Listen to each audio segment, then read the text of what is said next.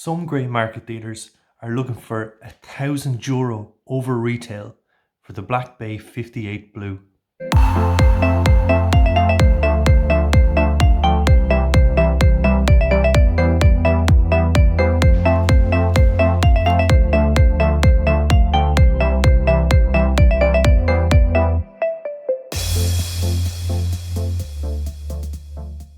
So being an owner of the Black Bay 58, the original version that is, I'm a member of a Facebook Tudor group.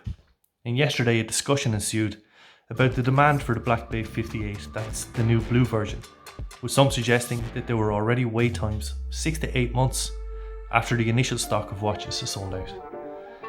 As we all know, the Black Bay 58 was officially released on July the 1st of this year, but the hype train was well and truly in motion for weeks beforehand. Images were leaked on Instagram and the excitement was built up big time before the release on July 1st. In addition, every watch tuber worth their salt had their own particular scoop on the piece. And at the time, the reaction actually seemed to be mixed to the release. A lot of people loved it, and many others were underwhelmed with what they felt was merely a colour change.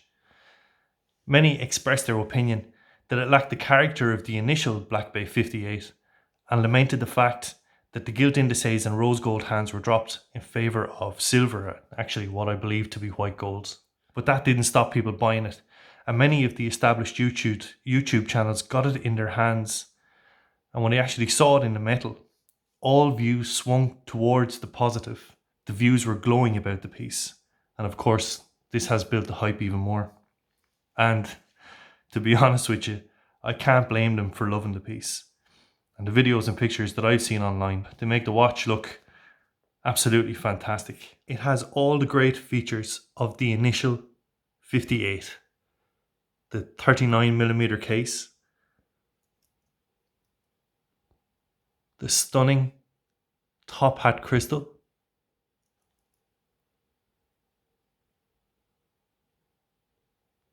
the anodized aluminium bezel insert, the amazing in-house movement with 70-hour power reserve without compromising the 28,800 BPH. I still can't quite believe that.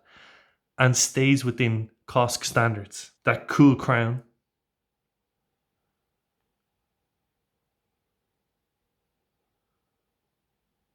And it still retains a vintage aesthetic and narrative as it pays homage to the old blue Submariner.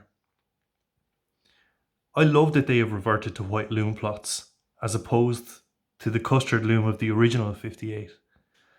And I also think that the silver indices and hands suit the blue better than the gilt of this piece. So the Black Bay 58 is in demand, and this has led to massively inflated prices. Just taking a look at Chrono24 reveals the asking price for the Black Bay 58 Blue currently. Some dealers are looking anywhere between €800 to €1,400 over retail, which just seems absurd.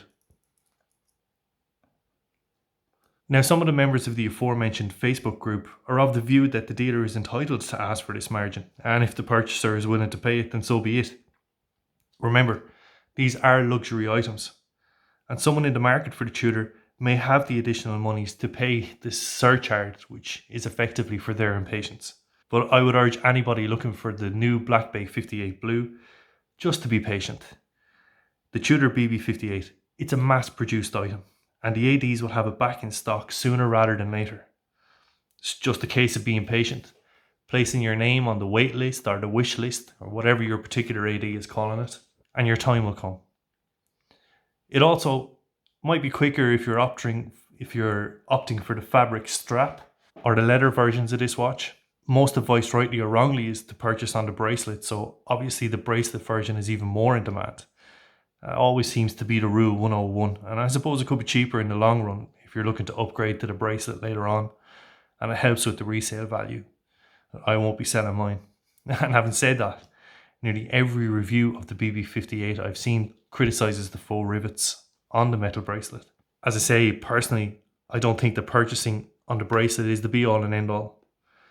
And I bought mine on the NATO, which I think gives it even more of that, Bond 50s vibe.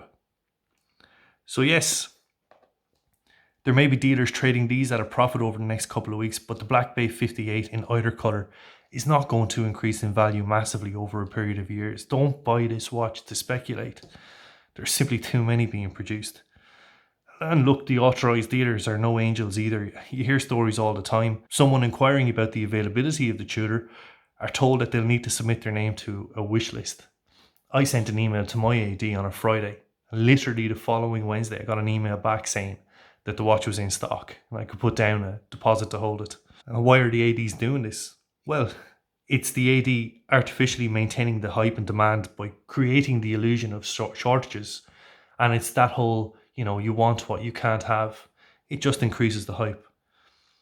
So bide your time. You can have this watch at retail. Buy it to own it and to love it. To accompany you on your life's journey and to pass it on to your children, at which point the watch will have accumulated some serious value, but this time it won't be monetary. So please let me know how you feel about this topic down below in the comments. Do you think dealers can charge what they like if buyers are willing to pay the asking price? Are the dealers living in cow cuckoo land and will eventually have to read it back in? Is all this behaviour restricting the real fans of the blue BB58 from actually getting the piece as the grey market snaps them up? Thank you very much. If you like this content, please like and subscribe to the channel. Good luck everyone.